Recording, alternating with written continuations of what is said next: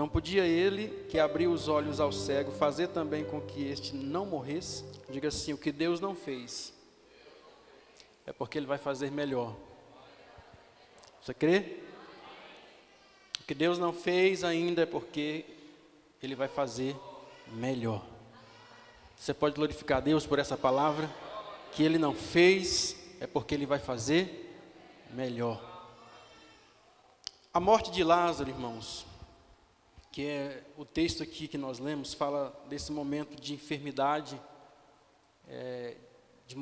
de dor, né? Aqui na família, onde Lázaro adoece. Marta manda chamar Jesus, e Jesus disse que vai terminar tudo bem, mas nesse meio termo a palavra diz que acontece de Lázaro morrer, e é justamente nesse momento de velório, de dor, de despedida, que é escrito esse texto que nós lemos aqui, essa pergunta é feita. E a morte de Lázaro, a verdade é que ela abalou a fé de muita gente. A morte de Lázaro, ela mexeu com a fé de muitas pessoas, porque Lázaro era um amigo de Jesus. Lázaro não era qualquer pessoa.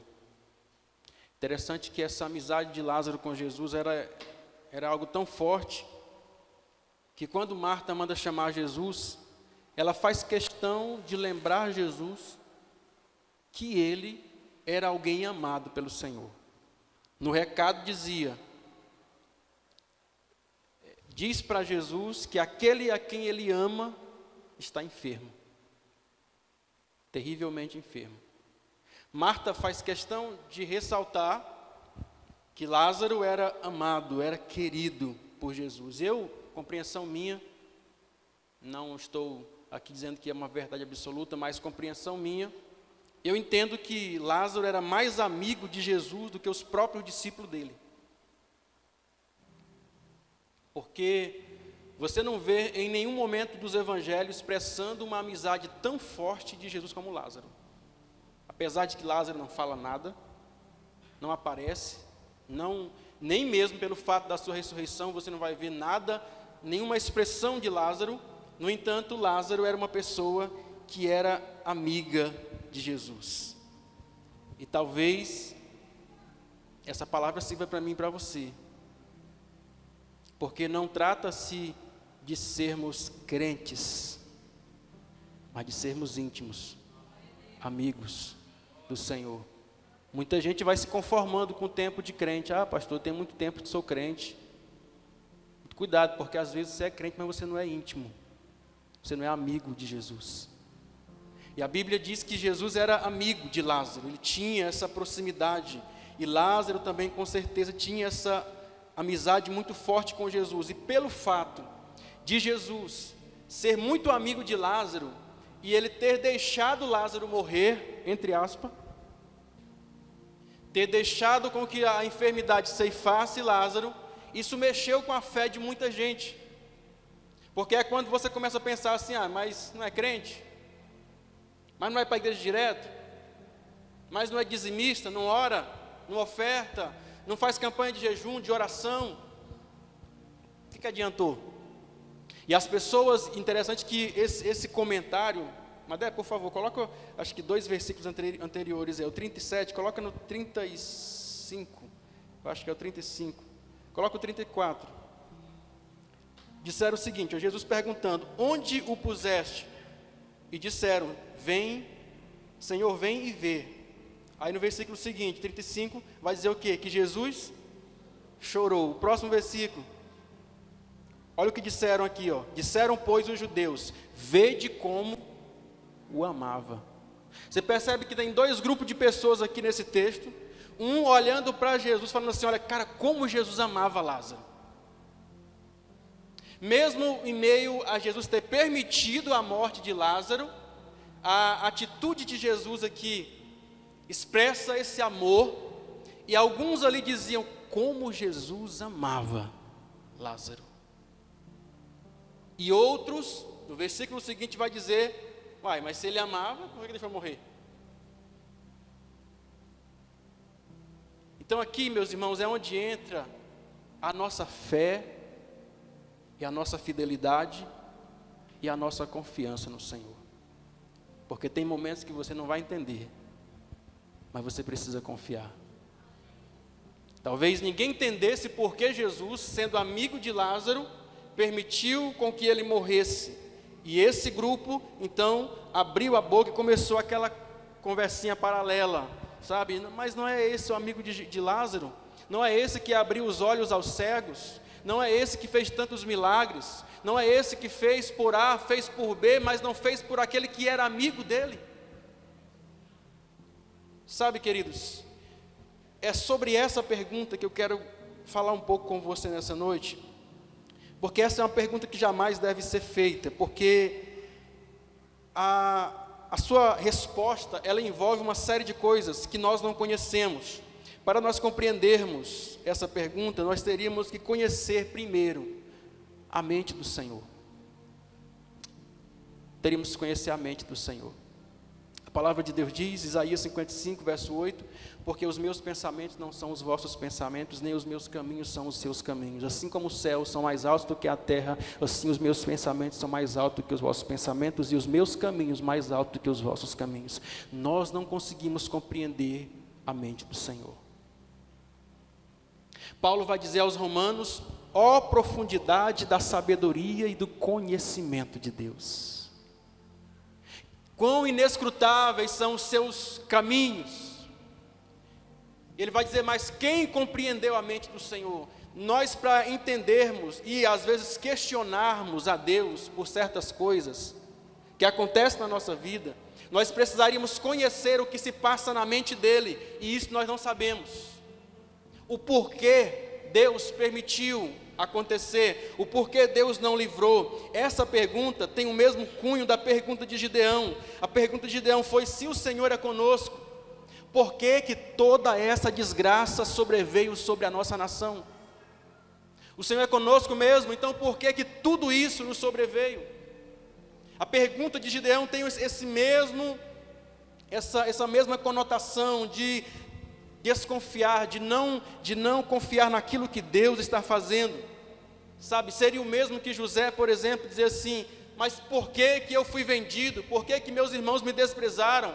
Por que que eu estou como escravo hoje aqui na casa de Potifar? Por que que depois, posteriormente, eu fui de escravo, ainda desci mais, fui ser preso injustamente? Por quê?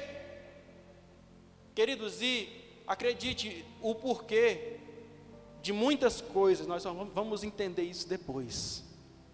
Você vê que no final da vida de José, quando os seus irmãos estão ali prostrados diante dele, ele vai ver aquele sonho cumprido literalmente nos pés dele. Ele vai dizer assim, olha, não fiquem preocupados porque vocês me venderam para cá, porque hoje eu sei que o Senhor me mandou para cá à frente de vocês. Havia um propósito de Deus em me mandar para cá, e se vocês pensam que foi vocês que me mandaram para cá, não foi vocês, foi o Senhor. Tem coisas que nós às vezes, queridos, estamos vivendo e às vezes nós não estamos entendendo, mas Deus tem propósito em tudo aquilo que Ele permite na nossa vida. Era o mesmo que Jó, por exemplo, dizer, mas Deus, que desgraça é essa que sobreveio sobre a minha casa? Perdi tudo que tinha, perdi meus filhos, perdi os meus rebanhos, estou pobre, perdi minha saúde, por que tudo isso me sobreveio? E é fácil para mim e para você que está aqui hoje, sentado nessas cadeiras, depois de ter lido o livro de Jó inteiro, falar assim, mas realmente Jó tal. Difícil era Jó, naquele momento que estava ali sendo provado, ele conseguir discernir tudo aquilo, e ele conseguir confiar no Senhor. Então, meu querido, nós precisamos abrir o nosso entendimento para entender que tudo que Deus permite, Deus tem um propósito na nossa vida.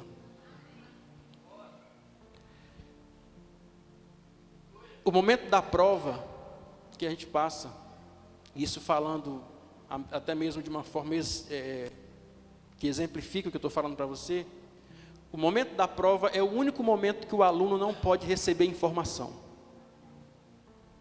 Isso não é chamado de cola. Alguém cola na escola aí? Tem uns irmãos aí que são perigosos na cola, né?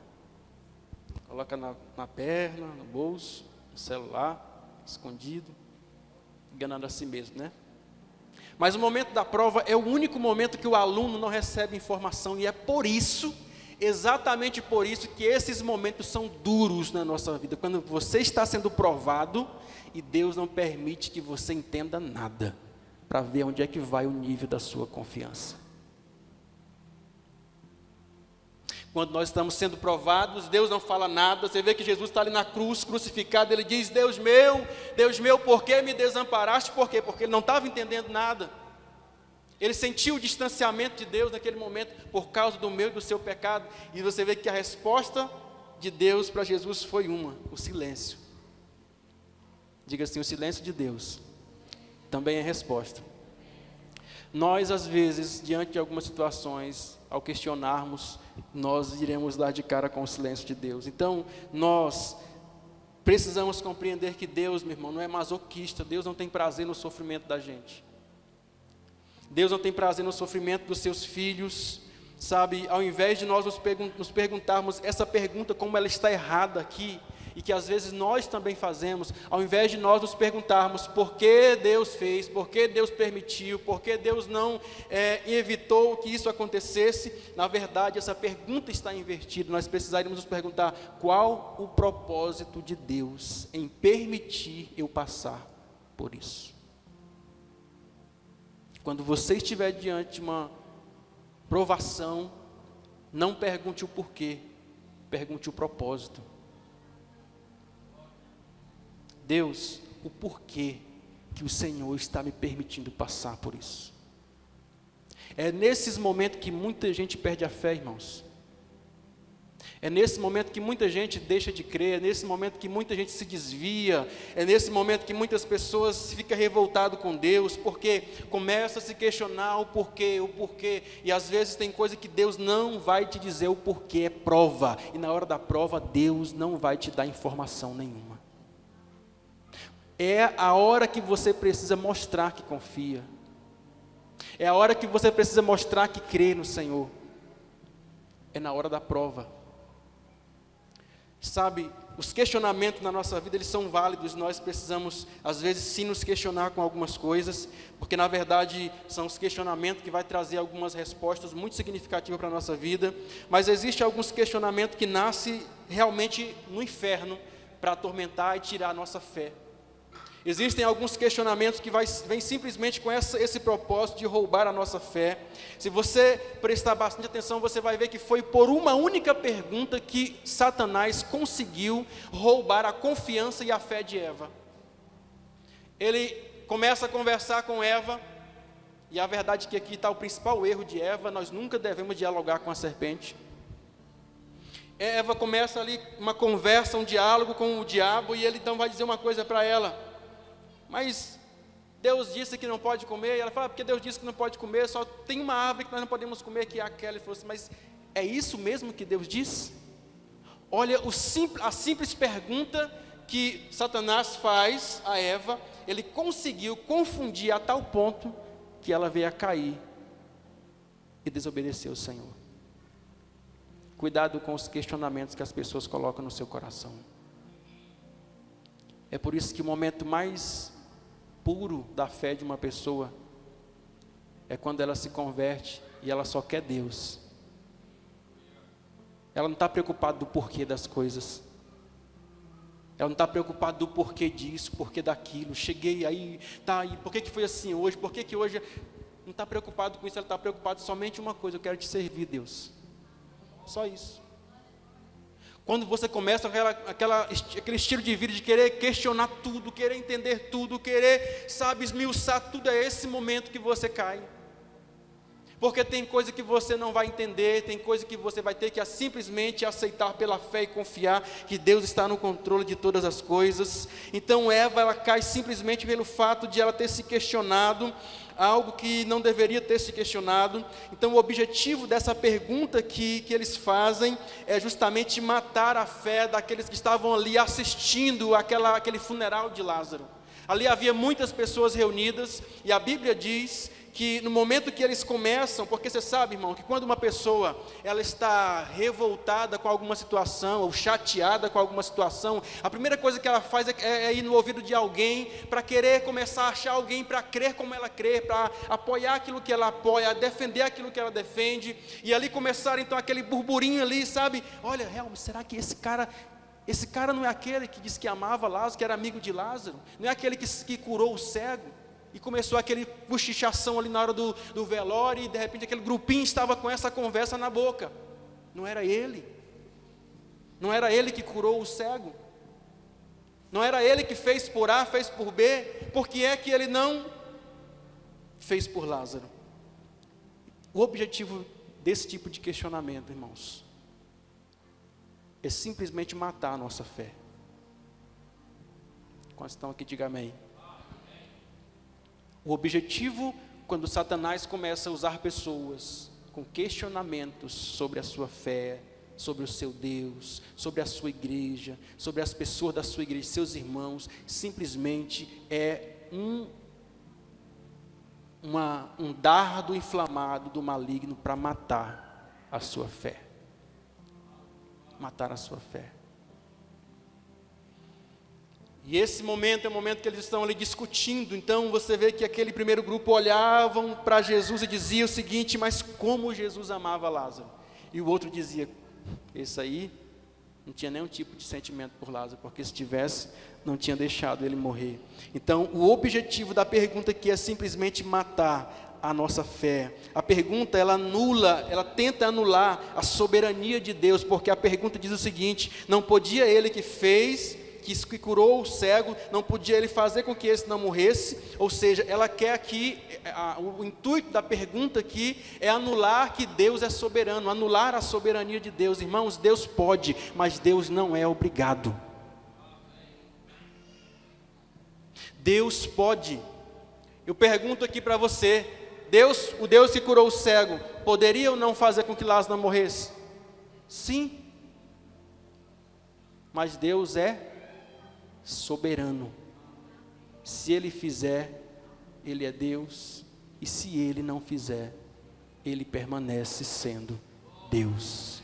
Você pode fazer birra e dizer que não crê, dizer que está chateado com Deus, não importa, Deus permanece sendo Deus, fazendo a sua vontade, e nós não podemos esquecer que servimos a um Deus soberano. Você vai usar a sua fé, e é por isso que eu sou apaixonado por aqueles 3 jovens que foram lançados na fornalha, porque a palavra que eles usaram antes de ser lançado na fornalha foi: o Deus que servimos pode nos livrar, mas se não nos livrar, não nos curvaremos. Eles estão dizendo: o Deus que servimos, Ele é poderoso para nos livrar da fornalha e da tua mão, ó Rei. Mas se Ele não livrar, fique sabendo que não nos curvaremos diante dos teus deuses. Ele está dizendo que o Deus que eu sirvo é poderoso, mas Ele não é obrigado.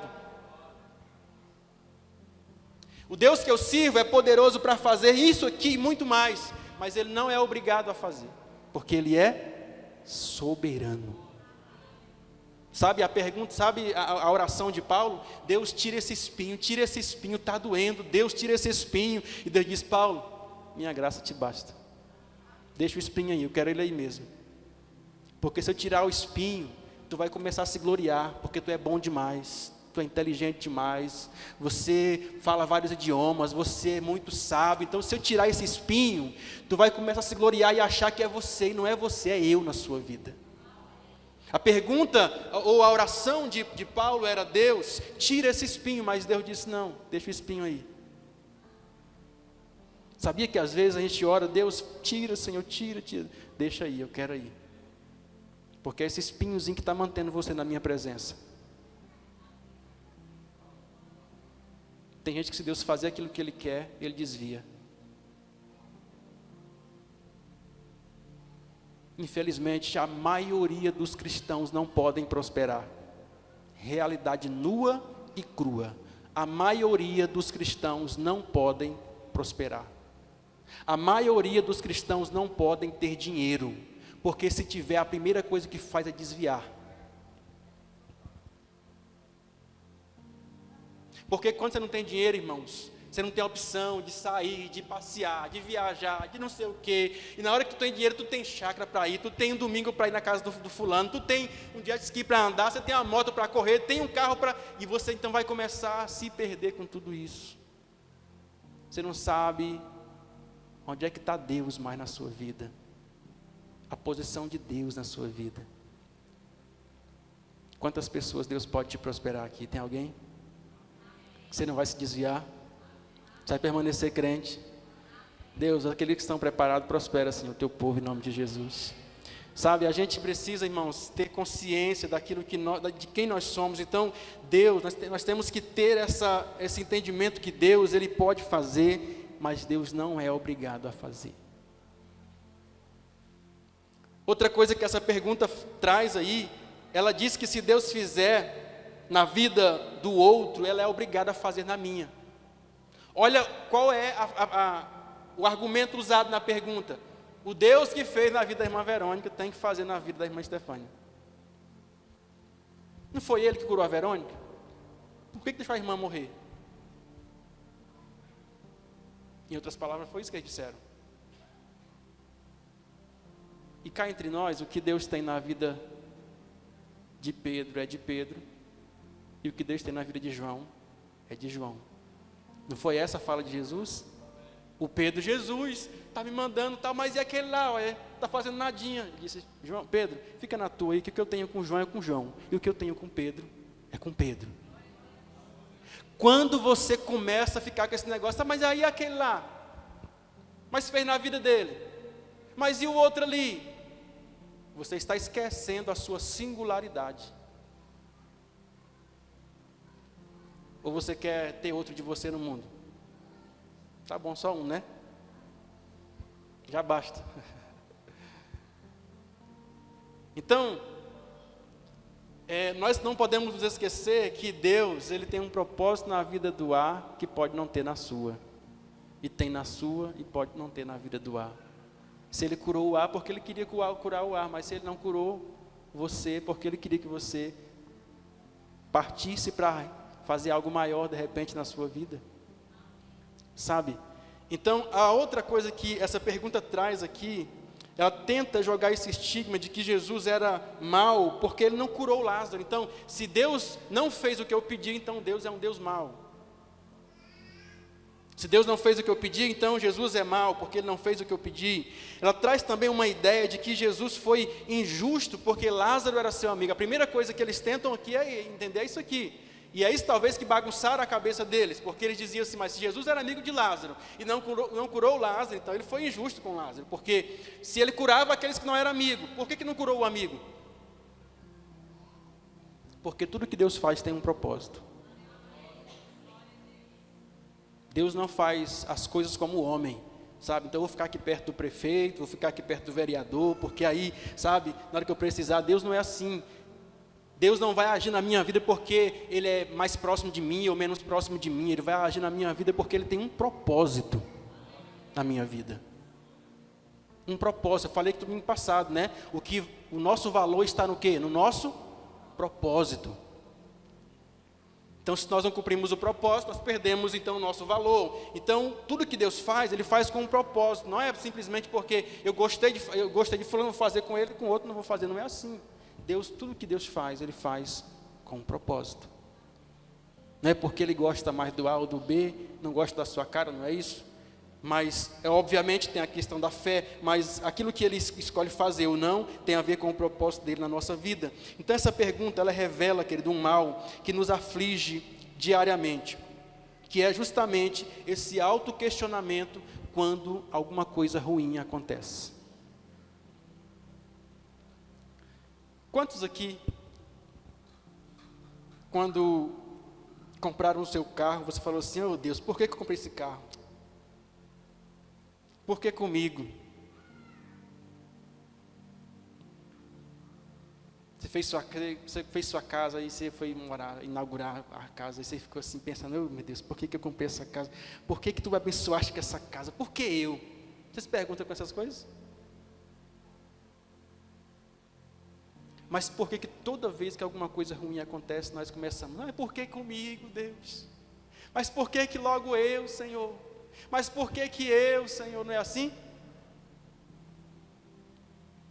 Essa pergunta justamente expressa algo que nós vivemos diariamente. Toda vez que acontece alguma coisa ruim na nossa vida, a primeira coisa que nós fazemos é questionar Deus, o porquê. Queridos, nós temos esse hábito de nos questionar aquilo que poderia ter sido. E o problema está justamente aqui. E é sobre isso que eu quero deixar uma mensagem aqui ao seu coração.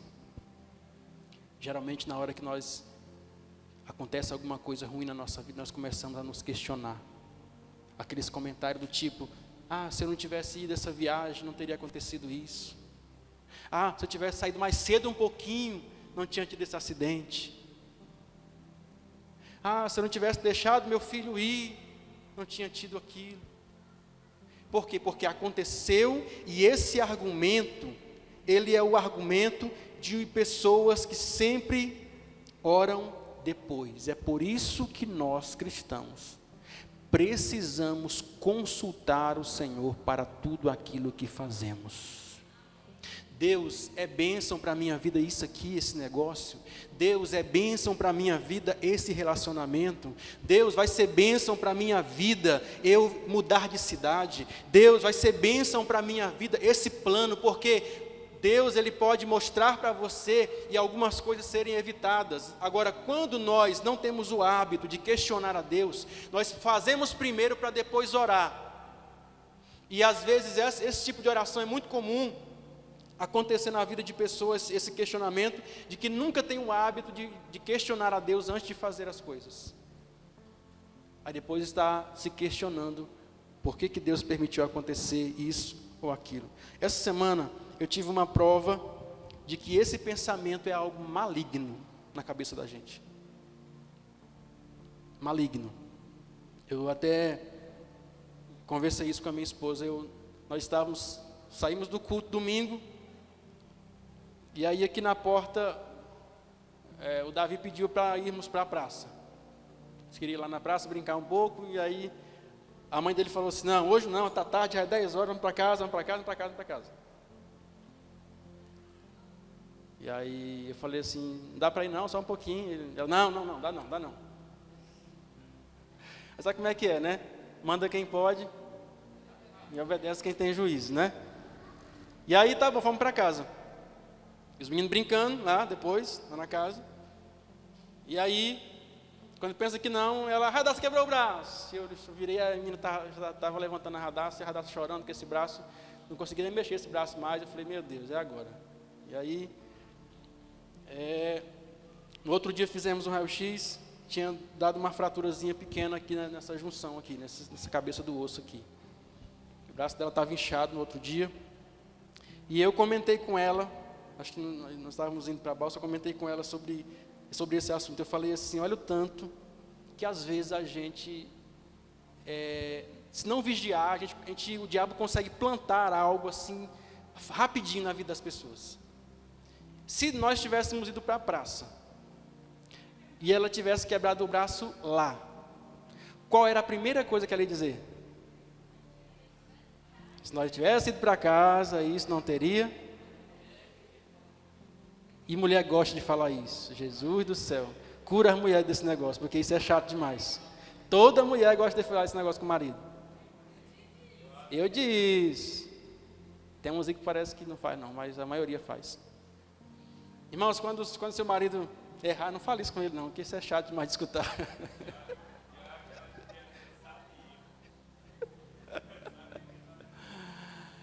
Agora eu te pergunto, se nós tivéssemos ido para a praça e tivesse acontecido lá, qual era a primeira coisa que o diabo plantaria na cabeça dela para me falar? Culpado é você, que eu falei que nós não era para a gente ir para a praça e você quis ir. Aí eu pergunto, lá dentro de casa, não tinha ninguém brincando com ela, ela sozinha caiu em cima do braço e quebrou. Eu falei assim: está vendo, Ana Paula, como que às vezes a gente tem que ser vigilante com algumas coisas, porque muita gente, irmãos, anda carregando culpa por causa disso aqui, sabia? E às vezes isso acontece muito dentro do casamento, acontece muitas vezes até com os filhos, os pais, os filhos. Esse tipo de situação que às vezes a gente começa a querer culpar os outros por certas coisas terem acontecido. E isso às vezes é muito maligno. Então o fato de Jesus ter poder para impedir a morte de Lázaro, né? O fato dele ter poder para impedir a morte de Lázaro, impediu aqui que essas pessoas crescem que ele também tinha poder para ressuscitá-lo.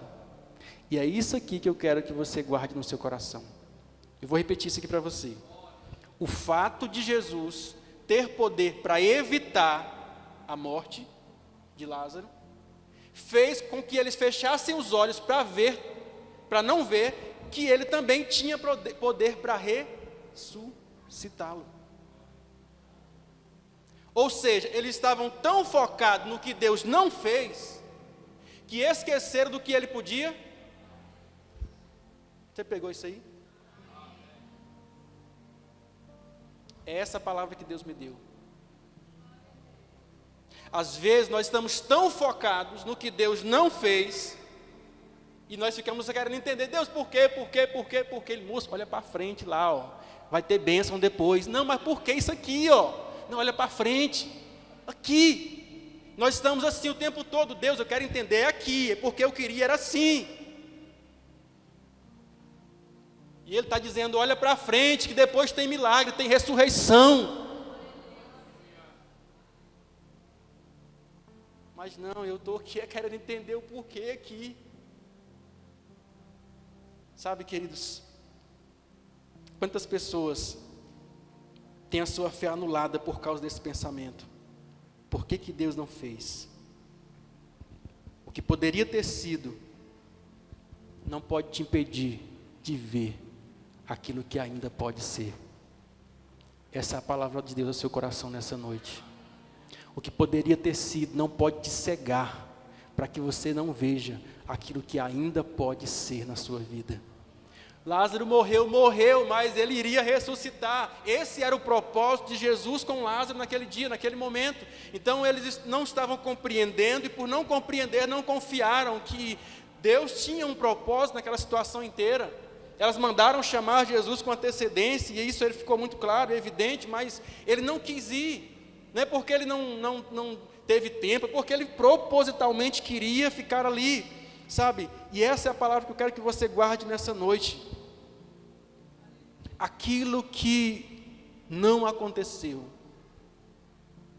não pode cegar você, para que você não veja aquilo que ainda vai acontecer na sua vida.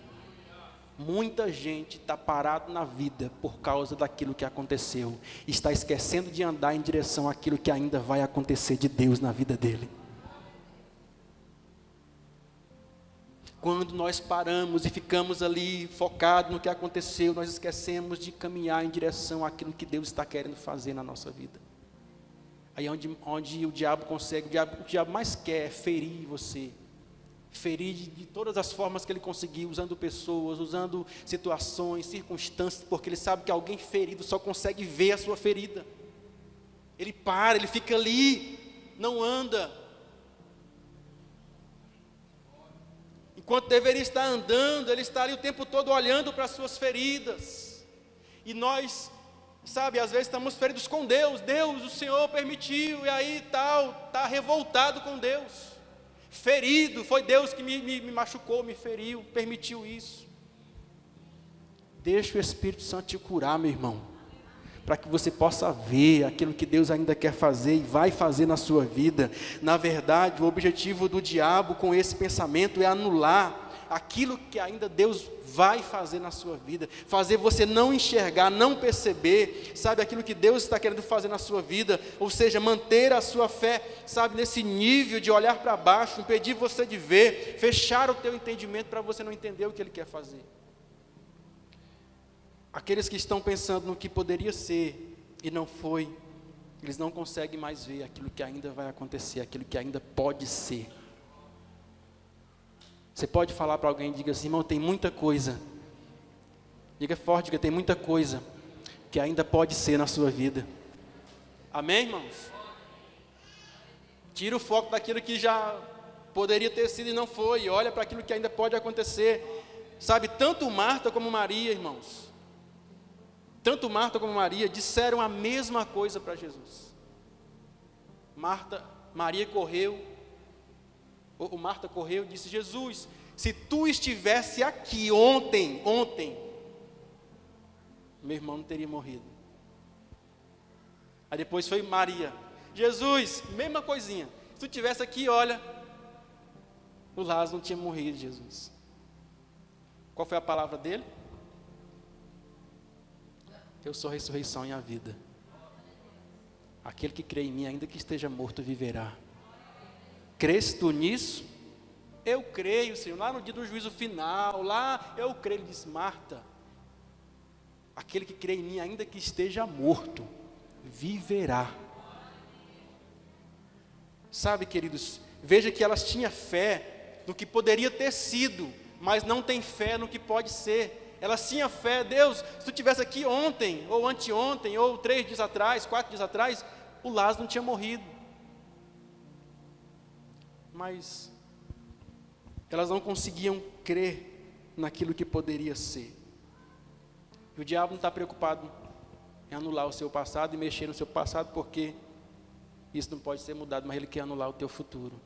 E quando você tira os olhos do futuro e fica olhando para o passado, Deus não consegue agir na sua vida, porque os nossos olhos têm que estar naquilo que Deus tem prometido para mim e para você. Os meus olhos, os seus olhos têm que estar olhando para frente, para a promessa que Deus tem para cada um de nós, sabe? Jesus que disse aqui para Marta foi isso, né? Eu sou a ressurreição e a vida. Então Jesus não impediu, porque ele tinha um propósito, irmãos. E se ele tem um propósito, nós temos que confiar. O que Jesus não fez, é porque ele vai fazer melhor. Foi isso que eu falei no começo aqui: não deixe de sonhar por causa das frustrações, sabe? O mal que aconteceu não pode te impedir de ver o bem que virá de Deus para a sua vida. Uma pessoa entendeu o que eu falei só, meu Deus. O mal que te aconteceu não pode impedir o bem que virá de Deus na sua vida. Não tire os olhos do que Deus pode fazer. Eu estou focado no mal que aconteceu. Não, foque no bem que virá da parte de Deus. Porque o Deus que permitiu é Deus que te sara, que te cura, que te alegra novamente, que te levanta, sabe? O Lázaro foi ressuscitado, sabe? Então o mal que nos aconteceu, ele não pode impedir o bem de Deus que virá sobre a nossa vida. Nós precisamos ter fé naquilo que ainda pode ser. Aquilo que não pode mais ser, deixa para lá. Lázaro morreu. O que pode ser agora? Agora só ressurreição. Então creia na ressurreição. Eles criam no Jesus que podia ter feito, mas não cria no Jesus que ainda poderia fazer. Sabe? E é isso que acontece, porque Lázaro agora está morto. Ou seja, então não há mais nada que possa fazer por ele, porque ele morreu.